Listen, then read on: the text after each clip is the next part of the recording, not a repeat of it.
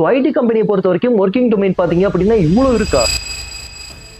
அட ஆமாங்க. ஸோ நீங்க சிஎஸ்சி முடிச்சதுக்கு அப்புறம் ஒரு கம்பெனில போறீங்க அப்படின்னா என்ன ரோலுக்கு என்ன சேலரி வரும் அப்படிங்கறத பத்தி இந்த வீடியோல பார்க்கலாம். ஸோ நீங்க ப்ராடக்ட் சப்போர்ட் ஸ்பெஷலிஸ்டா போறீங்க அப்படின்னா 6 lakhs per annum வரைக்கும் உங்களால சேலரி வந்து ஏர்ன் பண்ணிக்க முடியும். இதுவே டெஸ்க்டாப் சப்போர்ட் அனலிஸ்டா போறீங்க அப்படின்னா 5 lakh ஆகும். இதுவே சிஸ்டம் அட்மினிஸ்ட்ரேட்டரா போறீங்க அப்படின்னா 5 lakhs ஆகும். அண்ட் சிஸ்டம் அனலிஸ்டா போறீங்க அப்படின்னா 8 lakhs ஆகும். அதுவே வந்து ஸ்க்ரம் மாஸ்டரா போறீங்க அப்படின்னா 16 lakhs per annum வரைக்கும். அண்ட் இதுவே பாத்தீங்க அப்படின்னா க்ளவுட் கம்ப்யூட்டிங் அனலிஸ்டா போறீங்க அப்படின்னா 5 lakhs per annum. அண்ட் வந்து டேட்டா பேஸ் அட்மினிஸ்ட்ரேட்டரா போறீங்க அப்படின்னா 7 lakh per annum ஆகும். அண்ட் சிஸ்டம் இன்ஜினியரா போறீங்க அப்படின்னா 5 lakh per annum ஆகும். அண்ட் இதுவே பாத்தீங்க அப்படின்னா டெவலப் இன்ஜினியரிங்கா போறீங்க அப்படின்னா 8 lakhs per annum ஆகும். இதுவே வந்து நீங்க நெட்வொர்க் அண்ட் கிளவுட் இன்ஜினியரா போறீங்க அப்படின்னா 10.5 lakhs per annum வரைக்குமே வந்து உங்களால வந்து சேலரி ஏர்ன் பண்ண முடியும். இதுவே ஹையஸ்ட் சேலரி வைஸ் பாத்தீங்க அப்படின்னா வந்து செக்யூரிட்டி ஆர்கிடெக்டா போறீங்க அப்படின்னா 22 lakh per annum வரைக்கும். இதுவே சீனியர் நெட்வொர்க் கிளவுட் ஆர்கிடெக்டா போறீங்க அப்படின்னா உங்களுக்கு 24 lakh per annum வரைக்கும் பாத்தீங்க அப்படின்னா சேலரி ஆஃபர் பண்ணக்கூடிய கம்பெனிஸ் நிறையவே இருக்குன்னு சொல்லலாம். அண்ட் ஃபைனலா வந்து இன்ஃபர்மேஷன் சிஸ்டம் செக்யூரிட்டி மேனேஜரா போறீங்க அப்படின்னா 17 lakhs per annum வரைக்கும் சேலரி ஆஃபர் பண்ணக்கூடிய கம்பெனிஸ் இங்க நிறையவே இருக்கு.